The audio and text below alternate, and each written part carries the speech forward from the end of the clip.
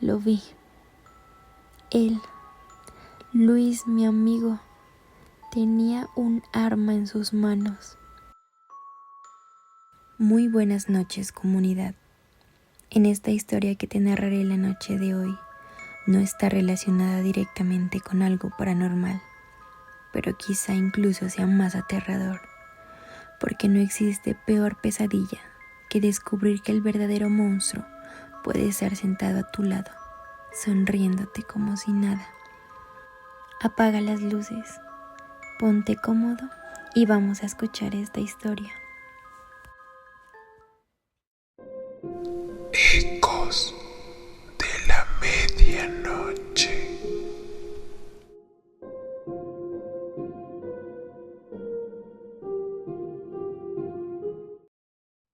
Yo vivía en una vereda de un corregimiento cercano a la gran ciudad.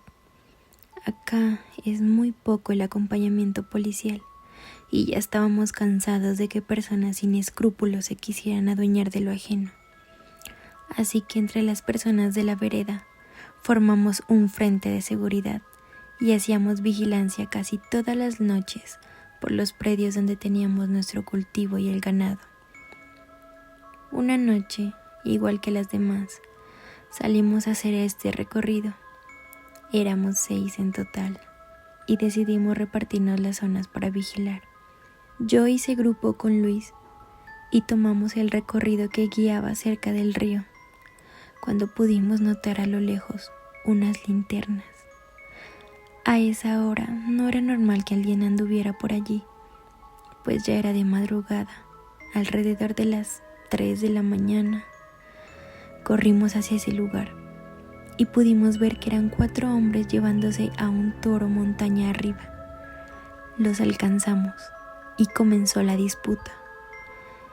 Quienes ellos nos hicieron frente con machetes y cuchillos, que eran las armas que ellos tenían. Pero al mirar que nosotros teníamos armas de fuego, comenzaron a correr. Nosotros, cegados por los nervios del momento y al ver que estaban escapando, Luis disparó el arma, le dio a uno de los ladrones y este cayó al suelo. Los demás siguieron corriendo sin mirar atrás y lograron escapar, pero nosotros ya los habíamos identificado. Era una familia de otra vereda, quienes eran conocidos como los Herrera, y a la persona a la que Luis había disparado era José, el hermano menor de aquella familia. En ese momento, ya por todo el alboroto que se había formado, los vecinos habían llamado a la policía y en unos cuantos minutos llegaron al lugar. Luego llegó la ambulancia y se llevó a José, pero por la gravedad de la herida no alcanzó a llegar al hospital. En ese momento no sabía que mi vida iba a marcar un antes y un después para siempre. La policía detuvo a todos los que éramos parte del frente de seguridad y comenzó la investigación, pues había una persona asesinada con arma de fuego y se tenía que dar con el culpable. Yo era el único que sabía que Luis era el que había disparado, y justo antes de que nos llamaran a declarar, Luis se me acercó y me dijo que si yo me echaba la culpa, él prometía ayudarme económicamente. La verdad, yo era de bajos recursos y necesitaba ese dinero, así que no lo pensé mucho y se me hizo fácil aceptar la oferta. Al momento de narrar lo sucedido, yo me declaré culpable y acepté los cargos por la muerte de José. Todo el proceso siguió con lo debido y me condenaron a 6 años de prisión. Ya estando allí por mi buen comportamiento, trabajando y con labores sociales, mi condena fue reducida a 3 años.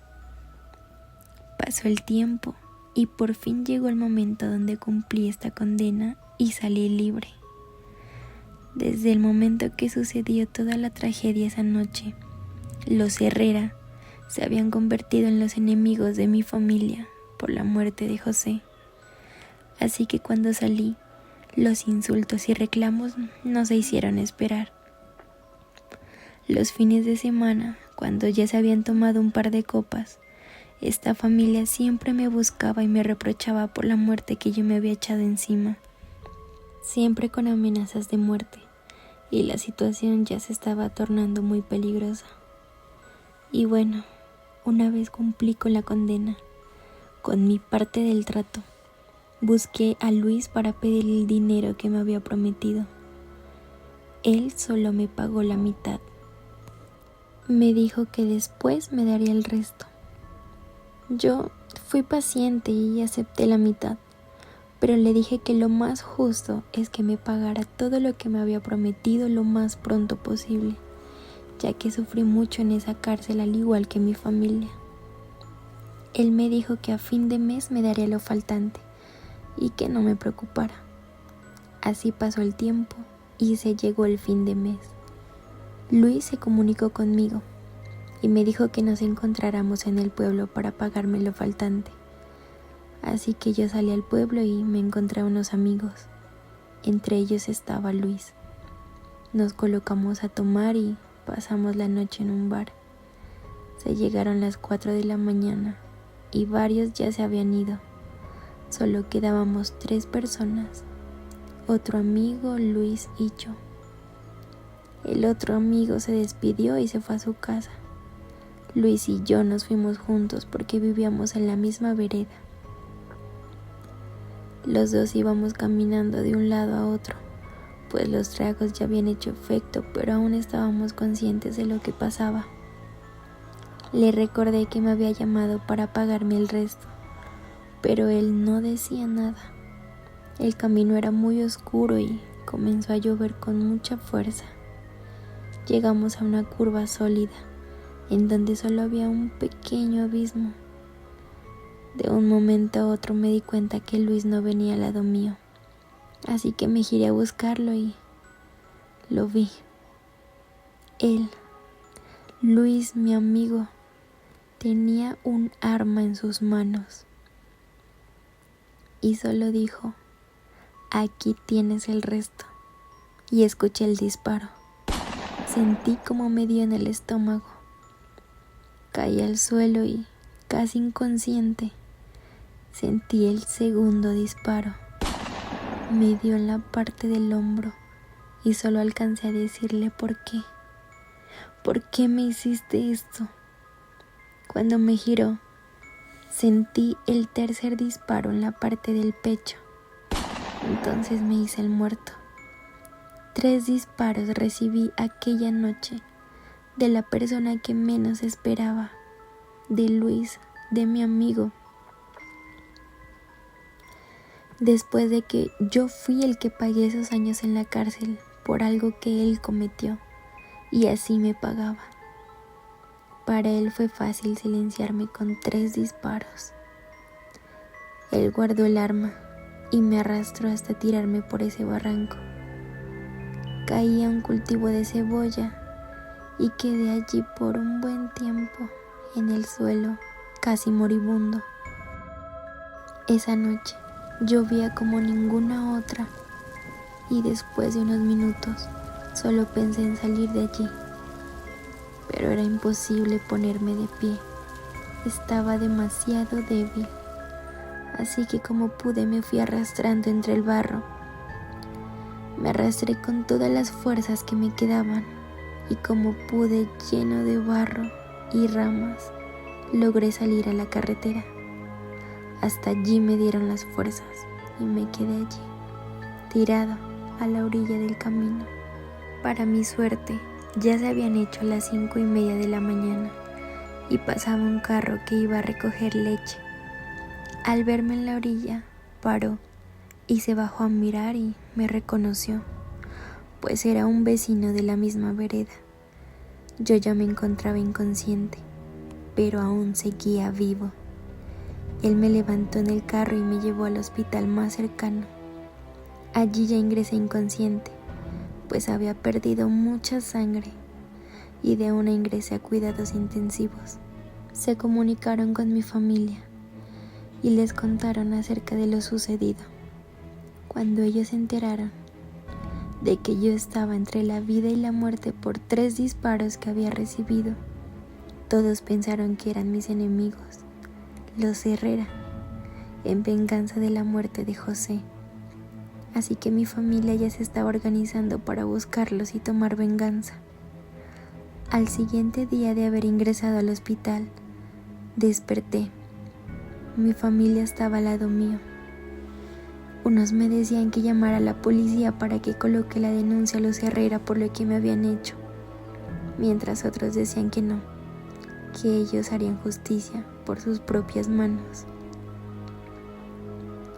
En ese momento les conté toda la verdad y con la fortuna de que no morí esa noche, les pude contar de que la persona que me había disparado era Luis. Sí, Luis, mi amigo.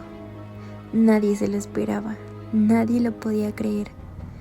Les conté del pacto que habíamos hecho años atrás y que ahora que por fin había salido, estaba cobrando lo que me correspondía. Dinero mismo que casi me llevó a la muerte esa noche. Luis me dio por muerto y no me imagino el balde de agua fría que le cayó encima al enterarse de que yo estaba vivo y muy consciente de lo que había pasado.